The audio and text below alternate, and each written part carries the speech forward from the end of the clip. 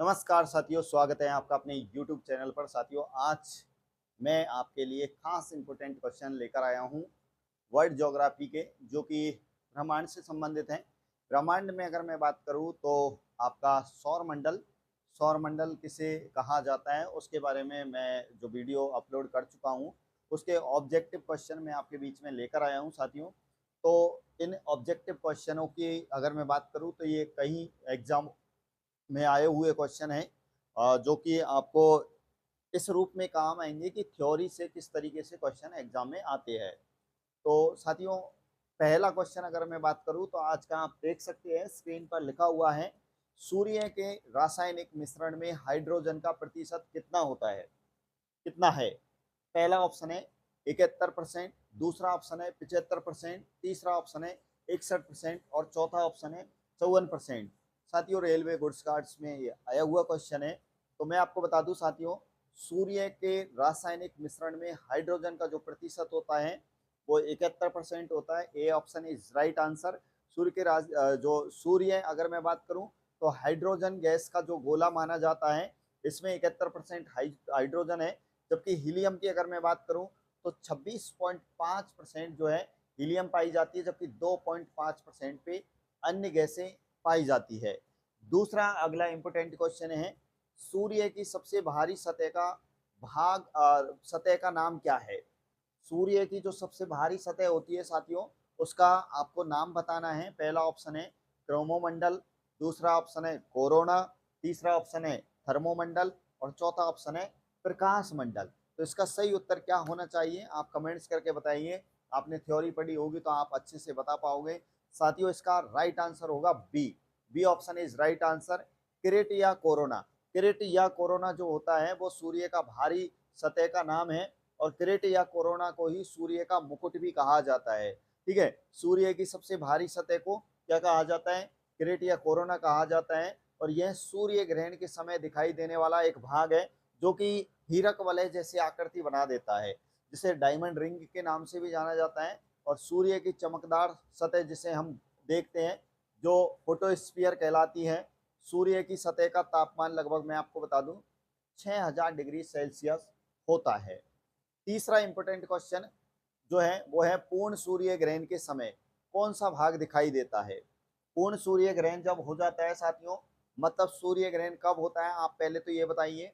आपको मैं बता दूं, सूर्य ग्रहण जब सूर्य और पृथ्वी के बीच में चंद्रमा आ जाए, तो चंद्रमा के कारण सूर्य का प्रकाश जो है पृथ्वी के धरातल तक नहीं पहुंच पाता है।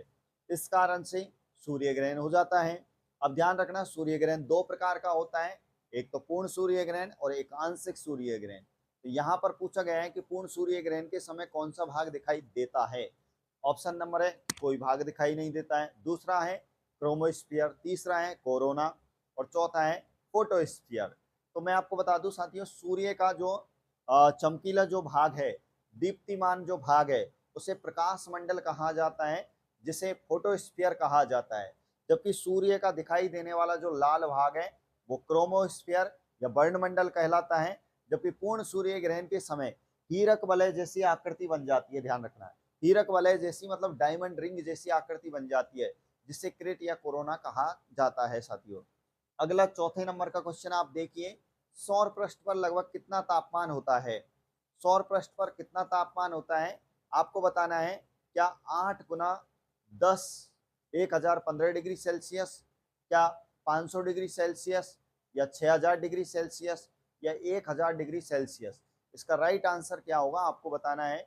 तो मैं आपको बता दूं, सौर के पृष्ठ पर लगभग 6000 डिग्री सेल्सियस जो है तापमान होता है। या आपसे पूछा जाए सूर्य का जो भारी भाग है उसका तापमान कितना होता है, तो ये भी आपको 6000 डिग्री सेल्सियस ही बताना है। ध्यान रखना, सौर पृष्ठ को फोटोस्फीयर भी कहा जाता है, और सूर्य से निकलने वाली ऊष्मा और प्रकाश की प्राप्ति इसी फोटोस्फीयर से प्राप्त होती है। और आपको मैं बता दूं, फोटोस्फीयर का जो तापमान है वो लगभग में अगर आपसे पूछा जाए तो 5500 डिग्री सेंटीग्रेड से 6000 डिग्री सेंटीग्रेड के बीच में होता है। पांचवें नंबर का क्वेश्चन आप देखिए साथियों, कह रहा है कि सूर्य की सतह पर तापमान होता है। तो इसका ऑप्शन तो मैंने अभी बताया ही है, इसका लेकिन एक्यूरेट आपको 6060 डिग्री सेंटीग्रेड आंसर दे देना है। अगला क्वेश्चन है, छठे नंबर का जो क्वेश्चन है वो क्या कह रहे हैं, दो स्थानों के समय को प्रभावित करता है। साथियों, दो स्थानों के समय को प्रभावित क्या अक्षांश और देशांतर करता है, या फिर देशांतर करता है, या तीसरा ऑप्शन देशांतर और विषुवत रेखा से दूरी ये प्रभावित करता है, और डी ऑप्शन जो है साथियों, क्या अक्षांश देशांतर और विषुवत रेखा से दूरी प्रभावित करता है। साथियों, दो स्थानों के समय की अगर मैं बात करूं तो एक खास इंपोर्टेंट टॉपिक हम ग्लोब पढ़ेंगे। ग्लोब में दो प्रकार की काल्पनिक रेखाओं को पढ़ेंगे, अक्षांश और देशांतर, जिसमें हम ये भी पढ़ेंगे कि अक्षांश रेखाएं क्या काम आती है और देशांतर रेखाएं क्या काम आती है। तो यहाँ पर समय की बात की है तो समय का निर्धारण किया जाता है देशांतर रेखाओं से, तो इसलिए यहाँ का जो सही उत्तर होगा वो होगा देशांतर। ठीक है, विभिन्न स्थानों के समय का निर्धारण केवल और केवल देशांतर रेखाओं के माध्यम से होता है। अक्षांश और विषुवत रेखाएं समय के निर्धारण में कोई भूमिका नहीं निभाती है। लेकिन मैं बात करूं आपसे, अक्षांश जो रेखाएं होती हैं वो किसी भी देश की जलवायु का निर्धारण करती है। ठीक है, सातवें नंबर का क्वेश्चन अगर मैं बात करूं तो सातवें नंबर का है, निम्नलिखित में से किस दिन को विश्व जल दिवस के रूप में मनाया जाता है। कई बार पेपर में आ चुका है, बड़ा इजी सवाल है, क्या 22 मार्च को, 22 जून को, 22 मार्च को, या 22 अगस्त को।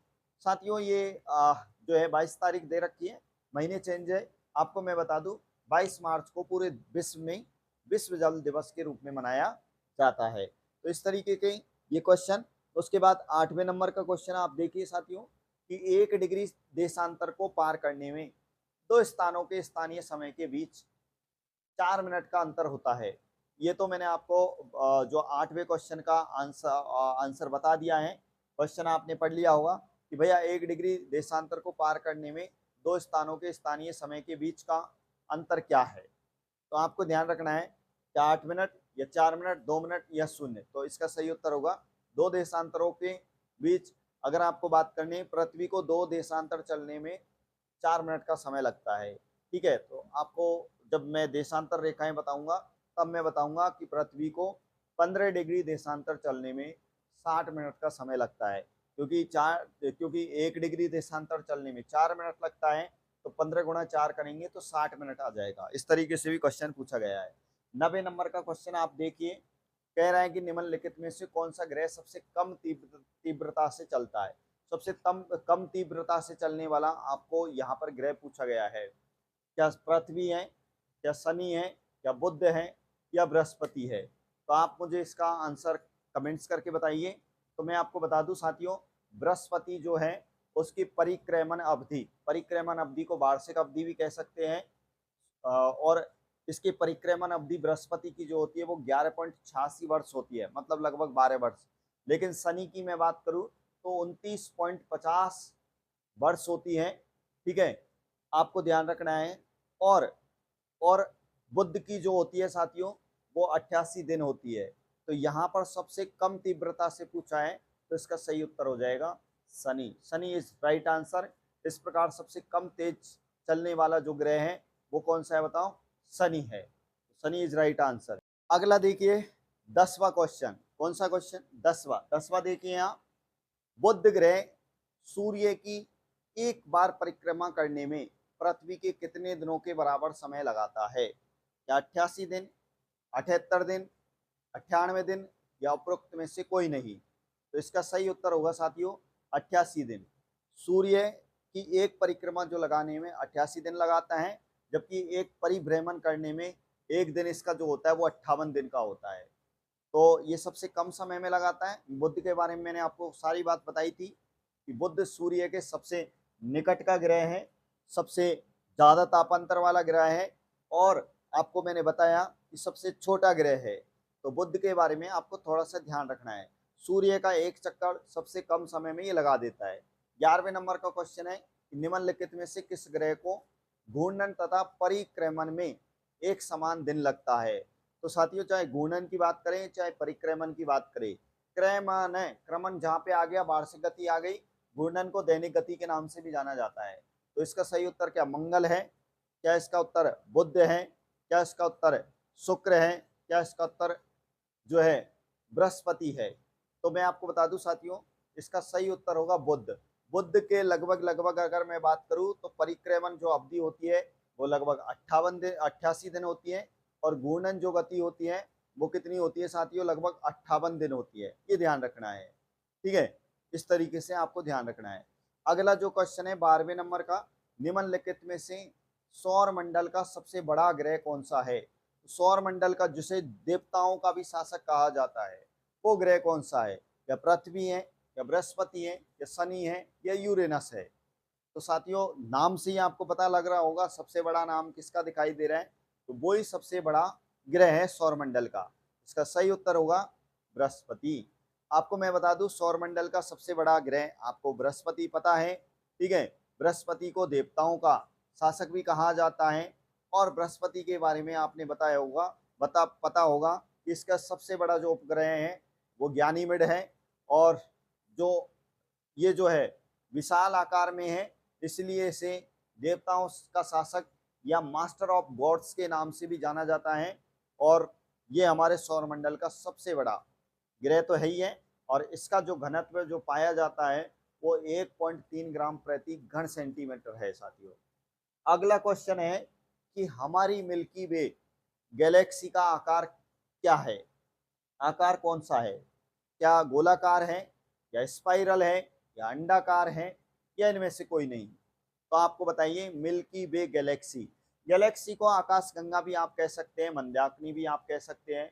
मिल्की वे का मतलब है कि दुग्ध मेखला, तो दुग्ध मेखला का जो आकार है वो कैसा है। तो अगर मैं बात करूं आकार, आपको ध्यान रखना है इसका जो आकार है वो स्पाइरल है, और स्पाइरल को आप सर्पिलाकार भी कह सकते हैं। मिल्की वे रात के समय दिखाई पड़ने वाले तारों का एक समूह है जो हमारे आकाश गंगा का ही एक भाग है। अगला जो क्वेश्चन है वो है सी ऑफ ट्रैंक्विलिटी स्थित है।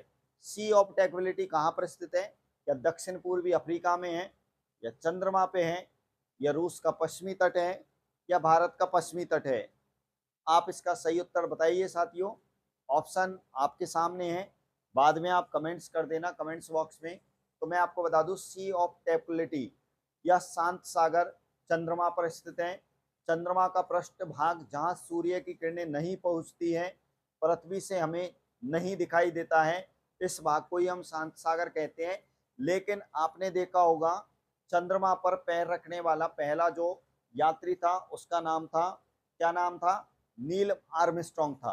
तो नील आर्मस्ट्रॉन्ग ने चंद्रमा के जिस भाग पर पैर रखा था उसे सी ऑफ ट्रैंक्विलिटी के नाम से जाना जाता है। बताया था चंद्रमा पर सबसे ज्यादा पाए जाने वाला जो तत्व है वो टाइटेनियम है। बताया था चंद्रमा की आंतरिक परतों का अध्ययन क्या कहलाता है, सेलेनोलॉजी कहलाता है, ठीक है। चंद्रमा के प्रकाश को धरातल तक आने में 90 सेकंड का समय लगता है, ठीक है। इस तरीके से चंद्रमा के बारे में हम लगभग कंप्लीट बातें कर चुके थे, और थ्योरी में आपको मैं बताऊंगा, ये ऑब्जेक्टिव क्वेश्चन है। 15वां क्वेश्चन है सौर मंडल में कौन सा अत्यधिक तीव्र ग्रह है। तो सौर मंडल में सबसे तीव्र गति से चलने वाला ग्रह कौन सा है, या शुक्र है, शनि है, बुध है, या प्लेटो है। तो मैं आपको बता दूं साथियों इसका सही उत्तर जो होगा बुध होगा। सबसे छोटा है, सबसे तीव्र गति से ये चक्कर लगा देता है। सौरमंडल में सूर्य के सबसे नजदीक का ग्रह भी यही है, और यह अत्यधिक तीव्र गति से चलते हुए 88 दिन में सूर्य की क्या लगा देता है, परिक्रमा लगा देता है। 16वें नंबर का अगला जो क्वेश्चन है वो है साथियों सूर्य से सर्वाधिक दूर स्थित है। तो सूर्य से सर्वाधिक दूर क्या स्थित है, क्या बृहस्पति है, या प्लेटो है, या फिर मंगल ग्रह है, या शनि है। अब साथियों मैं सबकी अगर मैं बात करूं, आपके जो 8 ग्रह दिखाई देंगे, 8 ग्रहों में सूर्य के सबसे नजदीक जो है बुध है, बुध के बाद शुक्र है, शुक्र के बाद पृथ्वी है, पृथ्वी के बाद मंगल है, मंगल के बाद बृहस्पति है, बृहस्पति के बाद शनि है, शनि के बाद अरुण है, और अरुण के बाद वरुण है, और वरुण के बाद भी साथियों प्लेटो या यम है। अब हालांकि प्लेटो या यम जो है बहुत दूर था, दिखाई नहीं देता था, इसलिए 24 अगस्त 2006 को चेक गणराज्य की राजधानी प्राग में एक सम्मेलन हुआ था वैज्ञानिकों का। वहां पर प्लेटो या यम जो कि जिसे ड्वार्फ प्लेनेट कहा जाता था, बोना ग्रह कहा जाता था, उसे श्रेणी से हटा दिया, ग्रहों की श्रेणी से हटा दिया, और ग्रहों की संख्या 9 से कितनी रह गई, 8 रह गई। तो वर्तमान में ग्रहों की संख्या 8 है। इसका सही उत्तर होगा यम या प्लेटो।